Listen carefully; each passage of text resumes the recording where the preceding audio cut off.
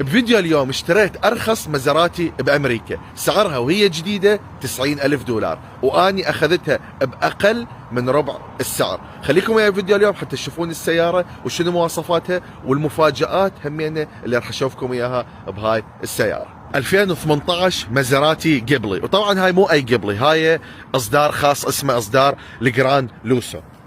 شوفوا هنا مكتوب جران لوسو. الجران لوسو هاي يعني اكسترا لكجري، يعني باللغه الايطاليه مثل ما يعني بحثت عليها ما تعرف معنى الكلمه، معناها انه هي الاصدار الاكثر فخامه، يعني بها اوبشنات زياده عن المزراتي العاديه. وطبعا المزراتي العاديه اللي هي بس مزراتي جيبلي اس او اس كيو 4، بالمناسبه هاي اصدار الاس تجي 6 سلندر 424 حصان، 6 سلندر توين توربو. تشوفون الضوء هذا مالتها، ومثل ما تشوفون هسه على الشاشه الضوء هذا اللي تشوفوه على الشاشه مال ضوء المزراتي الجيبلي العاديه.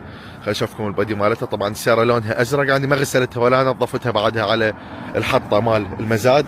طبعا هي المزراتي من نزلت سوت جدل كلش كبير، لان كانت مزراتي تصنع بس الكواترو بورتي كسيدان، بعدين نزلوا الجيبلي كاصدار ارخص من الكواترو بورتي. طبعا انا هم حاط هاي الكرايسترات هنا اثنيناتهن على مود اشرح لكم، حاطهن بسبب يعني وبقصد، على مود اشرح لكم شنو وجه الشبه بين الاوباما وبين المزراتي. هاي طبعا بالعراق احنا نسميها اوباما، اللي يتفرج عليه من الدول العربيه. الكرايسلر 300 اتوقع بالسعوديه يسموها الشايب، بس احنا نسميها الاوباما. حشوفكم الفرق بين هذين السيارتين، يجمعهن رابط كلش قوي.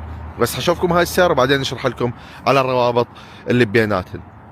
خلينا نشوفها من الداخل. طبعا السياره لونين من الداخل برتقالي واسود. شوف الداخل مالتها. المزراتي العاديه او المزراتي الجيبلي تجي الداخليه مالتها لون واحد فقط، ولكن هاي يجي بيها اكثر من لون. طبعا غراضي بها انا السياره لان دا استخدمها صار لي فتره. خلينا نشوف شكل المحرك مالتها.